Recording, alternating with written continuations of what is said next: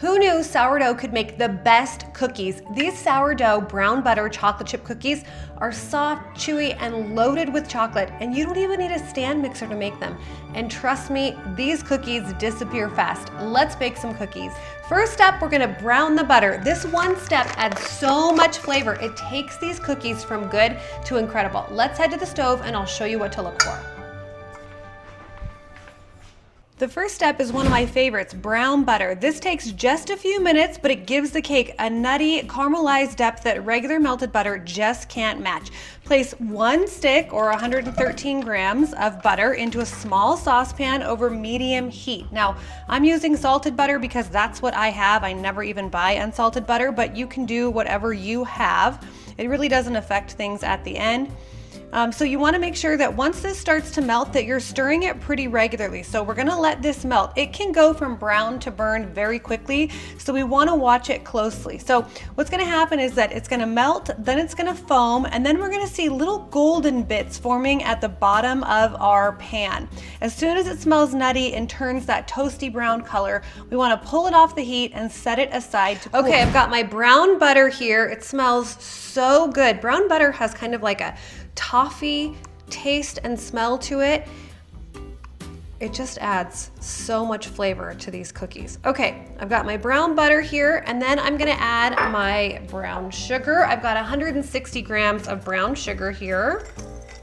Then I'm gonna add my granulated sugar, my white sugar right here, and I've got 140 grams of white sugar.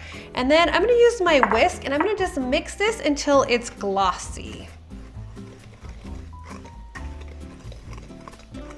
And then after you've mixed this up a bit, you're going to add your sourdough discard, an egg, and your vanilla extract. Now, I let my brown butter sit for a little bit on the counter, just for about an hour, hour and a half, so it could get a little bit solid, so it wasn't quite so liquidy and so warm. And I do that because it's gonna actually help the cookies to bake up a little bit thicker. Now, if you like a thin and crispy or chewy cookie, but you want it to be thinner, then you don't need to let your brown butter come to room temperature. You can use it right from the stovetop, okay? So now I'm gonna add my sourdough discard. I like the flavor that the sourdough discard gives this cookie, and I'm actually gonna put these in the refrigerator after I have the cookie dough made for about 24 hours to kind of let some of this flour ferment and to develop some more flavor. So I've got my 80 grams of sourdough discard. I have 1 egg.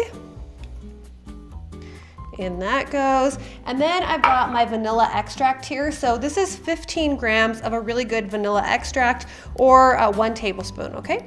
So I'm gonna add my vanilla extract, and then I'm gonna go back here with my whisk and whisk this together.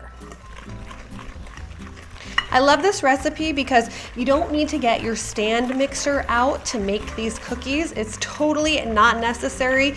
You just need a bowl and a whisk and a rubber spatula.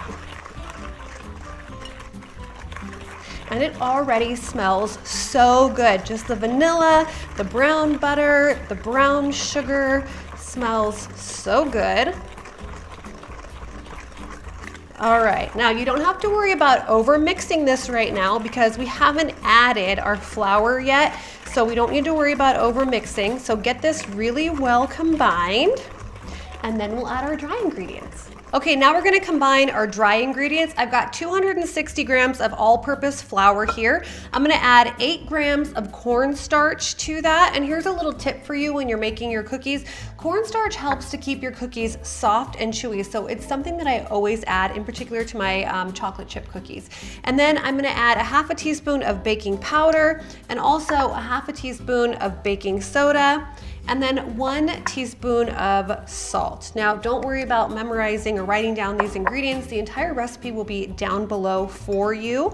So I've got all my dry ingredients here. I'm just gonna whisk them together so that everything is evenly incorporated. This will make it so I have a little bit less mixing to do when I add these dry ingredients to the wet ingredients that we have already mixed up. And that is it. We are almost there and almost done with this cookie dough.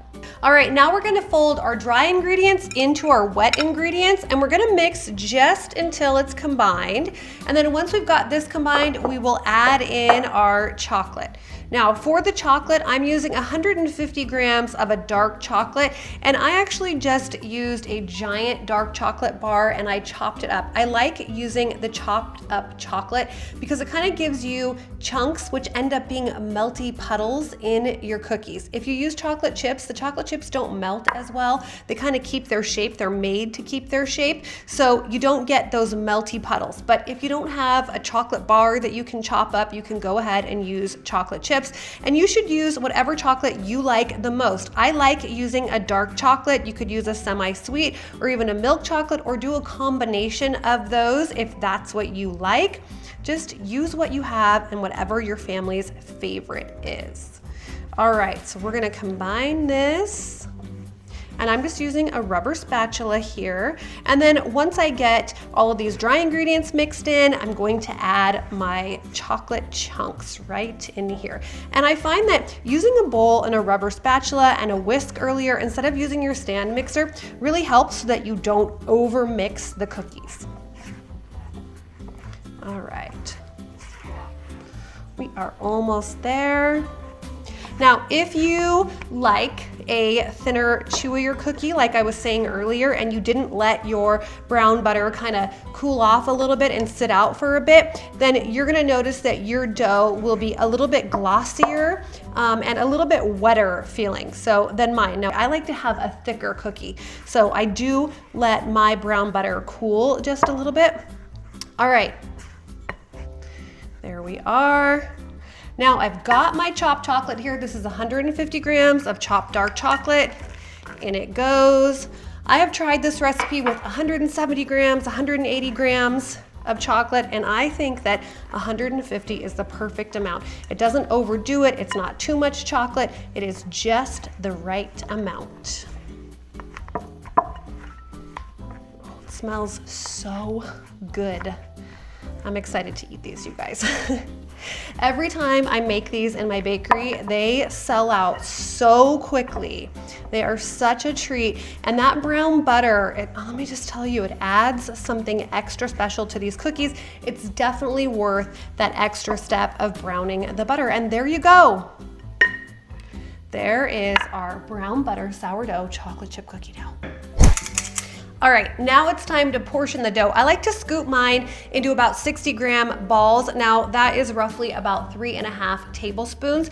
And instead of making them perfectly round, I actually shape them a little bit taller rather than wide. So let me show you how I do that. Here's my cookie dough, and instead of actually shaping it into a ball like this, I'm going to shape it so that it's a little bit taller. And the reason why I do this is so that as the cookie bakes, it's gonna help it to stay thick. I like a thick cookie. I don't want it to spread out. I want it to actually stay nice and thick. So that's what I'm gonna do. There's the first one.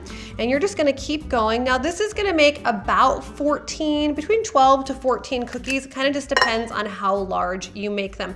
In the bakery, we make them 80 grams, but at home, we do them about 60 grams. And that just means that you can eat more. All right, I'll show you one more time how I kind of shape these just so that they're a little bit more of like a cylinder or kind of a cone versus a round ball. Now, it doesn't really matter how you put them on your cookie sheet right now. I have a parchment lined baking sheet here, and what I'm doing is shaping them, and then I'm gonna cover them and put them in the refrigerator. Let's put that chocolate right there on top. I'm gonna put them in the refrigerator and let them chill. Now, in my opinion, cookies always taste better when the dough has been chilled for at least an hour. In particular, with these sourdough cookies, I like to actually chill these overnight. They just bake up even better and they taste better when the flour has had a little bit more time to ferment in the refrigerator. I think it makes them a little bit easier to digest too, but I know that's hard to wait when you're making cookies. Your family is probably like, come on, when are the cookies gonna be ready? So put them in the fridge for, if you can get them in there for an hour, that's great. If you can get them in there for a couple hours or even overnight, that's even better. All right. And I love, you can see these chocolate chunks in the cookie dough. These are gonna melt into like chocolate puddles. So good. And then after we bake these, we're actually gonna sprinkle the top with some flaky sea salt. That's my favorite. I love that combination of kind of sweet and salty. So they won't taste super salty, but it just kind of gives them a depth of flavor that you don't get if you don't sprinkle them with that flaky sea salt. So just, you know, a little something extra.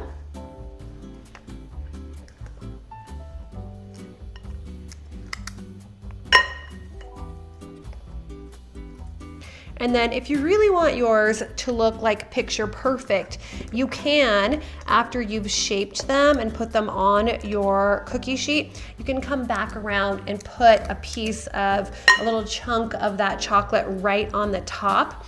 And then that'll make sure that as they bake, they've got some little melty puddles of chocolate. So you would take just a piece of chocolate like this and set it right on top, just like that. Okay, so we have got a dozen chocolate chip cookies here and a little bit of batter left in the bowl, which will be the baker snack, okay?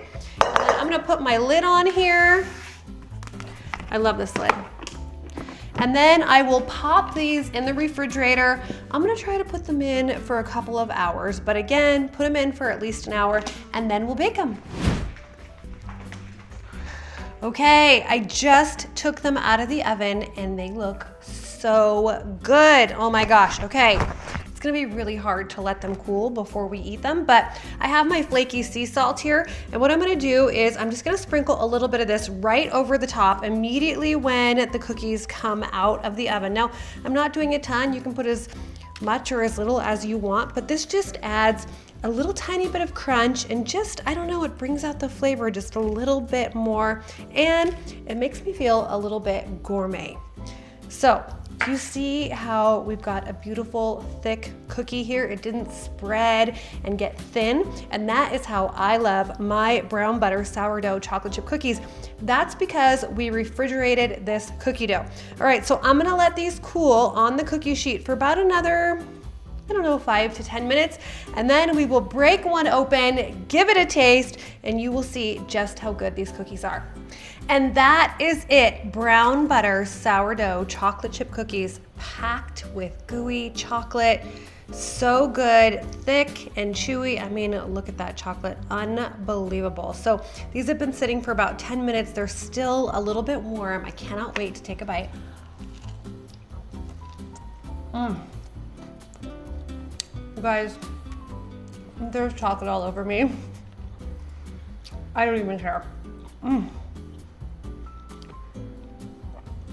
These are so good. You need to make them. Make these and you'll be everybody's favorite sourdough baker, I promise. I think people might actually like the cookies more than sourdough bread. I don't know. Give it a try. Tell me what you think. And if you're ready for your next sourdough project, check out my sourdough pizza dough recipe. Crispy, chewy, one of my most popular recipes, and you can watch it right here.